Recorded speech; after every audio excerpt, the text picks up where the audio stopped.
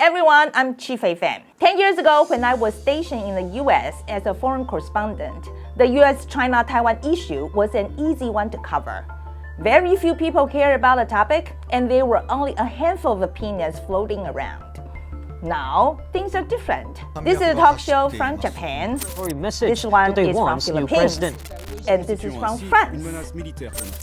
And here is the Indian media talking about how China conducted war drills after Nancy Pelosi's Taiwan visit. Karni, has China's bluff been called out, or is that premature to say so? I actually like the angle they take, and their expert made some very good points. And if we were to judge only from his facial expressions, tone of voice, and red alert in large font, then we should all be running for the nearest bomb shelter, okay? Also, there are those who waste no time striking at humanity's biggest fear, World War III.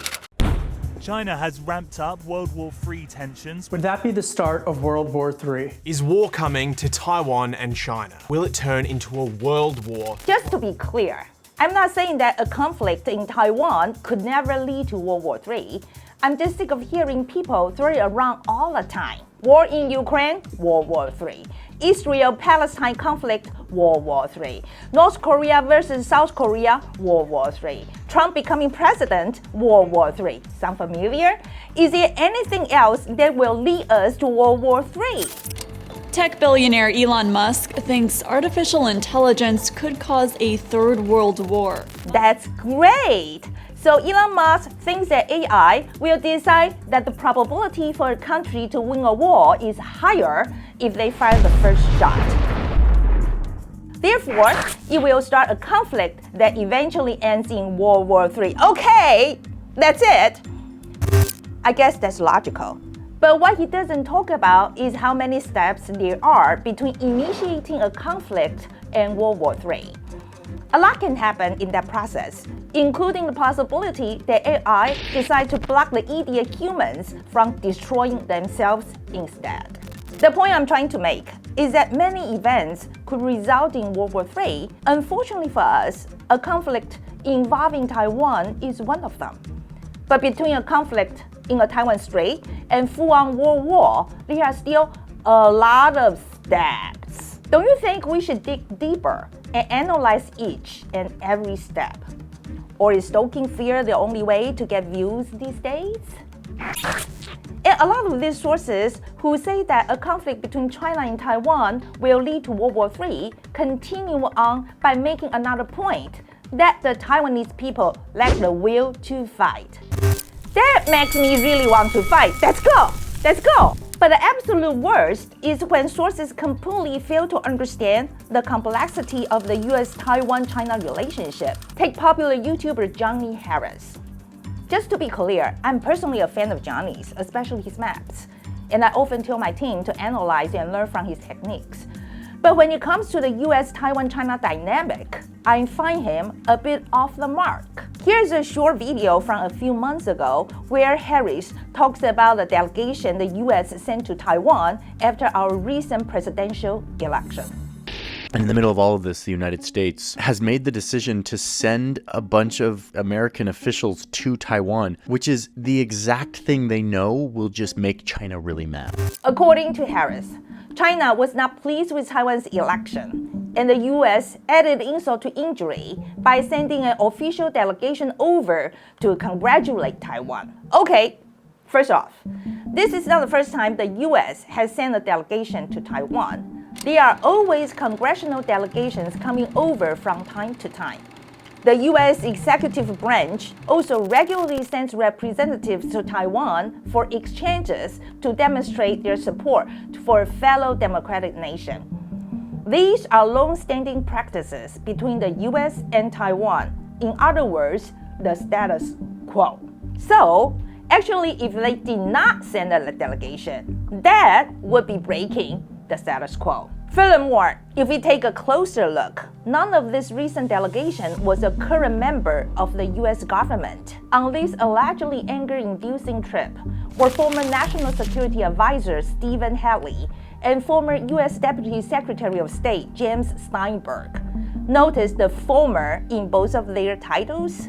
This is another long-standing practice in US-Taiwan relations. The US almost always sends ex-officials. It's how the US government maintains ties with Taiwan without provoking China. China doesn't lose face, and America can still uphold their principles. And it totally worked. We know because after this recent delegation, China didn't respond in a major way or conduct military exercises. In other words, China was okay with it. Maybe Taiwan should have been angry because the delegation was too low level.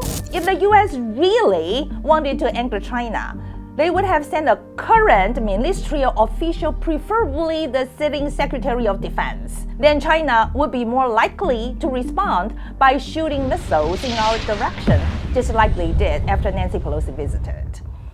So Johnny Harris framed the US delegation to Taiwan as a provocation, when it was instead an effort by the Biden administration to de-escalate the situation. And Harris isn't the only one misreading the situation. Cenk Uygur, founder of the popular YouTube channel The Young Turks, has an MBA from Wharton and a law degree from Columbia. He even ran for president. And this is what he has to say about the Taiwan situation. Remember in Ukraine, Russia had put in like over 100,000 troops on the border. I think it was like 175, right? So you could say, well, man, they're on the border and they've got a 40-mile line of tanks ready to go. China has nothing like that now. Yeah, from every once in a while they'll put out statements, etc. But they've not surrounded the island. There's no military buildup that's headed towards the island right now or on the border or anything along those lines. So we come in and go, hey, why don't we agitate you?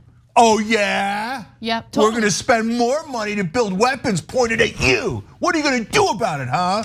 It's so obvious we're trying to pick a fight. Really? China hasn't done anything but talk? America is the one picking a fight? Let's take a closer look. In Taiwan's recent presidential election, the three major candidates didn't agree on very much, but the one thing they all agree on was that China is the biggest threat facing Taiwan, and we must strengthen our defenses. Since the 1990s, China has steadily increased its military presence around Taiwan. In 1996, the PLA fired missiles in our direction when we held our first democratic presidential election. Our main takeaway from that was that no matter how friendly they appear, China can turn on you at any time. When Xi Jinping came to power in 2013, the threat to Taiwan increased. One of his promises as president is that he will reunify Taiwan before the end of his term. This serves as both an operational goal as well as a justification for him to remain in office for as long as it takes. By 2015, China had more than 1,500 missiles and cruise missiles aimed at Taiwan, and this number increases every year. They've also developed drones, formed an army rocket force, expanded their long-range missile capabilities in the 200-300 km range, all out of their military base in Fujian. And where is Fujian? Right across the water from Taiwan. How would you feel if you had thousands of missiles pointed at you at the front door from the neighbor across the way? Chinese fighter jets and warships also violate our boundaries on a daily basis. Every day, they pop over the median line as well as lines southwest and southeast of the island to say good morning and good night. Imagine if Russian jets and warships pop up in the waters of California or Florida 1,700 times a year. How would you feel? China has been making trouble at our doorstep for decades. If this is not provocation, I don't know what is. And it's not just Taiwan. To the north, China's Coast Guard and military aircraft harass Japan's ships nearly 365 days a year. To the south, China's aggression toward the Philippines has escalated to where both sides are shooting water cannons at each other. And of course, the most recent conflict was right off the shore of Jimen, a Taiwanese island. If this were solely a problem between two parties, then maybe you could conclude we were both at fault in some way. But here we have one party making trouble for every one of these neighbors. I think it's pretty obvious who the problem is. We should also remember that China's goals don't end at reunifying Taiwan through peaceful or non-peaceful means. Their larger ambition is to challenge American maritime power. They want to break the first island chain in the Western Pacific and control the second island chain near Guam. Eventually, they want to drive America out of the Pacific entirely so that all territories west of the International Dayline fly the PRC's 5-star flag. So how can Taiwan deal with the threat from China? One way is by engaging with the US. Taiwan buys weapons from the US and holds exchanges with US representatives to demonstrate solidarity against China's aggression. Still, some people think, even here, America has gone too far. Some believe the US should just mind its own business and let its allies fend for themselves. Well, if you're convinced there is no point in having allies in Asia and America should keep its military on its own shore, then there's not much I can say to you. But if you think maintaining allies in a US-led coalition in Asia is actually beneficial to the US, then you can just sit back and do nothing. Because China is too big a threat for any one of these countries to manage on its own. And now with China's rapid military expansion and increasing aggression, the US has no choice but to address the situation if they want to maintain balance in the region. The truth is, I think the US has been quite restrained in the region. When Nancy Pelosi visited Taiwan in 2022, China reacted with military drills all around Taiwan, firing missiles over the island and sending aircraft carriers and military jets around us. And what did the US do in response? They dispatched the USS Ronald Reagan aircraft carrier battle group to the Ryukyu area of Japan to observe from afar. They even postponed a long-planned intercontinental missile test during that time so as not to cause a misunderstanding with China. That's why I find it pretty absurd when commentators like Cenk Uygur and Johnny Harris make it sound like America is picking a fight in the Taiwan Strait, when all evidence points to America being the one trying to maintain the peace. So why do so many Westerners have such a distorted view of the situation? One reason is that a lot of them are still unclear on whether Taiwan is actually a part of China. If you ask the Taiwanese, I'm pretty sure it's not a question for most. Taiwan is not a part of China. But you don't have to take my word for it. In a survey from the last year, the Taiwanese Public Opinion Foundation found that 67.1% answer disagree to the question, are Taiwan and China part of one China? But a lot of Westerners seem confused. Just take one look at Quora and you will see many Americans asking the same question, is Taiwan a part of China? I've even seen someone comment, of course, Taiwan is part of China. Just look at their passport. It says the Republic of China. Since when did China become so little? I don't blame them.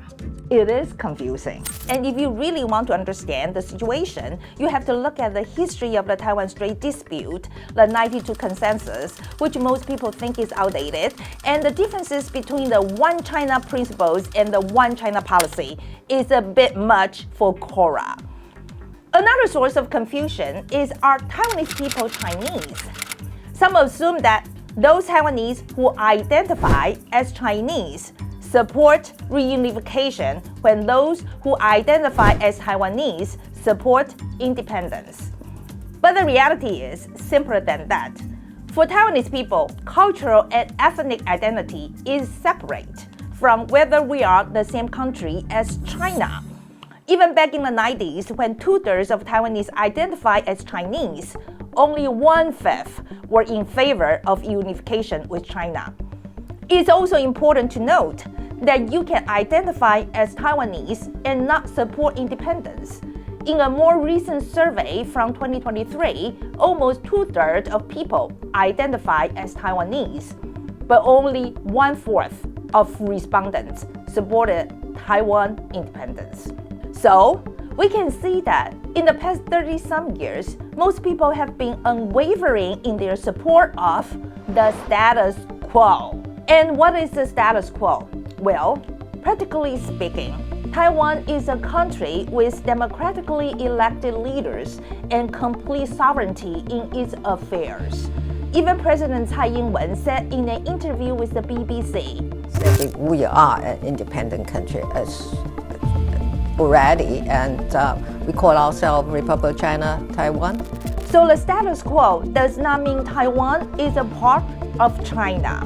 The status quo means Taiwan is a country with complete sovereignty that is okay with not changing its official name for the sake of peace. CSIS, one of the leading American think tanks on this topic, recently released a report on the challenge of building international support for Taiwan. Although the report was based on viewpoints outside the US, I think it's also relevant to inside the US. The main findings were that Taiwan struggles to build support in the international community because, 1, many people believe Taiwan is too far away and none of their business. So if the US take any action in the Taiwan Strait, they will change the status quo and escalate tensions. This view comes from the fact that most people don't understand the many ways that China exerts pressure on Taiwan and undermines the status quo. People who hold this viewpoint may have also been influenced by Chinese propaganda, becoming unwitting accomplices in China's strategy to destabilize the status quo in the region. 2, many in the international community have a limited understanding of Taiwan's history and legal status. That's why if they try to engage with Taiwan, they immediately shrink away when China says you are violating China's sovereignty. 3, we cannot expect Western countries to care about Taiwan just because it shares values like democracy and freedom. The international community must first believe that helping Taiwan is in their own interest before they are willing to do anything. So here, in the second season of Operation 2027, we want to go deeper on questions about the Taiwan Strait. We want to clarify which party is intent on changing the status quo. And if the status quo changes, how will my life, your life, and all lives on Earth be affected? And what we can do if we don't want to start another war. If you find this video helpful, please leave a comment and let us know your thoughts. If you are in a hurry, you can always give us a like. Most importantly, please help share this video and get the word out there. Finally, if you feel like supporting us, please do. More information can be found in the video description. 2027 is coming. Let's mobilize together. See you next time. This video is in collaboration with TaiwanPlus.